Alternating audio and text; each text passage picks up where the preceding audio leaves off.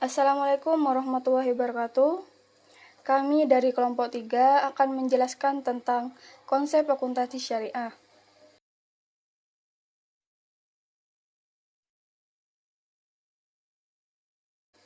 Sebelumnya, perkenalkan dulu anggota kelompok 3. Yang pertama, saya pribadi, Lulu Atul Fajriyah, NIM akhir 112, sebagai ketua kelompok. Dan anggotanya terdiri dari Faridatul Latifah, dengan NIM akhir 102, Sabila Ala Agustina, NIM akhir 123, dan Khalifatus Sa'diyah, dengan NIM akhir 125. Konsep akuntansi syariah mendasarkan pada definisi akuntansi ialah suatu proses akuntansi. Maka akuntansi syariah berarti proses yang meliputi input berupa transaksi yang sesuai syariah, metode syariah berupa mencatat, mengklasifikasi, meringkas, dan melaporkan, dan output berupa laporan informasi keuangan berdasarkan prinsip syariah. Input akuntansi syariah membutuhkan identifikasi dan analisis transaksi, apakah sesuai dengan syariah atau tidak, apakah mengandung unsur-unsur yang diharamkan dan dilarang. Metode akuntansi syariah juga membutuhkan analisis yang sesuai dengan syariah, dan laporan atau informasi akuntansi perlu mengikuti prinsip syariah. Berikut ilustrasi proses akuntansi syariah. Yang pertama, input berupa identifikasi dan analisis transaksi dan kejadian yang sesuai dengan syariah. Yang kedua, metode berupa mencatat, mengklasifikasi, meringkas, dan melaporkan. Yang terakhir, output berupa laporan atau informasi keuangan syariah dan interpretasi laporan keuangan. Konsep akuntansi syariah dari para akuntan syariah. Yang pertama dari Hamid 2001. Mengatakan akuntansi syariah sebagai proses akuntansi yang menyediakan informasi yang tepat, tidak hanya terbatas data keuangan kepada pemangku kepentingan entitas yang memberikan keyakinan kepada mereka bahwa entitas beroperasi secara kontinu atau material dalam rangka syariah Islam atau spiritual serta dalam rangka memenuhi kesejahteraan. Selanjutnya, menurut Shlomo 2014, mendefinisikan akuntansi syariah sebagai proses identifikasi, pengukuran, dan komunikasi ekonomi dan informasi lain yang relevan yang dilandasi oleh Islamic worldview dan etika Islam yang berguna bagi para pengguna informasi sebagai pertimbangan dan keputusan ekonomi berdasarkan informasi tersebut serta memperoleh berkah Allah. Selanjutnya, Zaid 1997 mengatakan akuntansi syariah merupakan proses akuntansi terhadap pencatatan transaksi yang sah menurut syariah dan legal. Selanjutnya, Ibrahim 2015 mengatakan akuntansi syariah adalah sebagai aturan dan prinsip-prinsip yang digunakan untuk koleksi, kompilasi, analisis, dan pencatatan transaksi keuangan, serta mengukur hasil transaksi tersebut dan menjadi laporan keuangan sesuai dengan syariat Islam. Selanjutnya, Ahmed 2012 mengatakan konsep lain akuntansi syariah merupakan disiplin yang terintegrasi antara ekonomi, sosial, politik yang bersumber dari syariah Islam. Selanjutnya, Hoiramin 2012 mengatakan akuntansi tidak sebatas mencatat dan melaporkan, tetapi secara alamiah akuntansi Islam berdasarkan spirit keimanan, nilai kebenaran, hubungan sosial, serta memanusiakan yang bersumber dari syariah, yang respek terhadap hak dan kewajiban, serta menghindari penyalahgunaan, menjauhkan manusia dari penguasaan ekonomi dan politik oleh sekelompok orang. Dimensi spiritualitas akuntansi syariah. 1. Dilandasi Islamic worldview sebagai wujud melaksanakan perintah atau ketaatan kepada Allah Subhanahu wa taala agar memperoleh keberkahan. 2. Respek terhadap hak dan kewajiban serta menghindari penyalahgunaan, menjauhkan manusia dari penguasaan ekonomi dan politik oleh sekelompok orang. 3. Keyakinan yang mendasar dan kokoh bahwa harta adalah milik Allah dan diatur sesuai dengan ketentuan Allah. Yang keempat, perhatian kepada aspek perilaku, etika, moral yang mendorong akuntan berperilaku jujur, tidak parsial, wajar, dan efisien, bertanggung jawab terhadap komunitas dan kepatuhan dengan hukum syariah.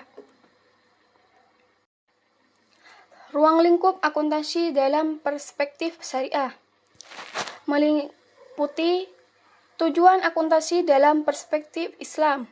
1. Adil dan ihsan untuk mencapai keadilan dalam sosioekonomi. 2. Sarana ibadah, membantu memenuhi kewajiban kepada Allah, masyarakat, pemangku kepentingan, dan lingkungan. Yang ketiga, mencapai al-falah, membantu memperoleh hasil di dunia dan pahala di akhirat. Teknik akuntansi dalam perspektif Islam. Yang pertama, pentingnya transaksi yang halal serta kehati-hatian dalam mencatat tanggal terjadinya transaksi. Kedua, tujuan utama untuk mengetahui kewajiban transaksi dari laporan akuntansi bukan lagi berorientasi semata-mata pada laba. Yang ketiga, selain untuk zakat, laporan akuntansi juga berguna untuk posisi aset yang wajib dan tidak dizakati, penentuan dan distribusi laba, memenuhi hutang dan kewajiban, yang terakhir untuk pembayaran pajak. Aspek-aspek akuntansi dalam perspektif Islam. 1. Aspek manusia, yaitu akuntan sendiri. 2. Keimanan. 3. Adil. 4. Pensucian. 5. Kepercayaan atau amanah. 6. Kepemimpinan. 7. Keahlian. 8. Keputusan musyawarah. 9. Menyampaikan atau komunikasi. 10. Bijaksana. Pengungkapan atau disclosure penting untuk membantu pengguna dalam pembuatan keputusan. Yang pertama, kewajiban zakat. 2. Sedekah. 3. Sumber daya bebas riba. 4. Transaksi halal. 5. Kesejahteraan karyawan. 6. Pelestarian lingkungan. 7. Pencapaian tujuan kemitraan bisnis. 8. Penggunaan sumber daya secara wajar dan efisien. Kemiripan dan perbedaan. Konsep akuntansi syariah memiliki kemiripan dan perbedaan dengan akuntansi. Di antaranya, 1. Akuntansi syariah menjadi alat atau tools sebagai proses akuntansi terhadap transaksi, tetapi bukan sekedar transaksi bisnis, melainkan transaksi yang sah atau legitimasi menurut syariah Islam. 2. Akuntansi syariah juga menjadi sarana komunikasi bisnis dalam bentuk kinerja keuangan. 3. Akuntansi syariah menjadi aktualisasi muamalah dan manifestasi ibadah, yakni ibadah zakat. 4. Akuntansi syariah juga menjadi instrumen akuntabilitas bagi stakeholder, tapi juga pada lingkungan sosial, dan yang lebih utama kepada Allah Subhanahu wa Ta'ala. Akuntansi syariah akan mendorong etika dan perilaku bisnis serta profesi yang bermoral karena tidak mengizinkan transaksi yang tidak sah dan bertentangan dengan syariah. Keenam, akuntansi syariah tidak hanya perhatian atau concern dengan aspek material, tetapi juga spiritual karena berdimensi pada akhirat. Kebutuhan akuntansi syariah. Perkembangan industri keuangan syariah membutuhkan standar akuntansi syariah karena adanya sejumlah perbedaan dengan akuntansi atau keuangan konvensional. Terutama tujuan akuntansi syariah tidak berhenti pada pertanggungjawaban kepada pemegang saham dan pemangku kepentingan, tetapi sebagai perantara pertanggungjawaban kepada Allah Subhanahu wa Ta'ala. Implementasi pertanggungjawaban tersebut diwujudkan dalam bentuk penyajian yang jujur serta perhitungan kewajiban zakat. Kebutuhan akuntansi syariah terkait dengan perbandingan konsep entitas dengan konsep mudharabah dan musyarakah. Karena konsep entitas yang memisahkan aset dan liabilitas pemilik dan perusahaan berdasarkan hubungan agensi dalam akuntansi konvensional dapat dimanfaatkan untuk kepentingan menghindari tanggung jawab pemenuhan hutang perusahaan oleh pemilik ketika terjadi insolvensi. Menurut Syahata 2001, kemitraan usaha dalam bentuk mudharabah dan musyarakah atas dasar saling ridho atau sukarela. Maka pihak pengelola dana bertanggung jawab dalam batas modal yang dikelolanya atau sesuai kesepakatan. Konsep entitas identik dengan kemitraan bisnis syariah, mudharabah, dan musyarakah. Tetapi terdapat perbedaan di antara konsep entitas berbasis agensi pengelola dana mendapatkan kompensasi gaji, bonus, dan sejenisnya, tetapi tidak mendapatkan hasil laba atau dividen. Prinsip keberlangsungan usaha atau going concern dapat dalam akuntansi konvensional mendorong suatu entitas akan berusaha dengan segala cara agar dinyatakan going concern, sehingga praktik usaha tidak memindahkan aspek agama.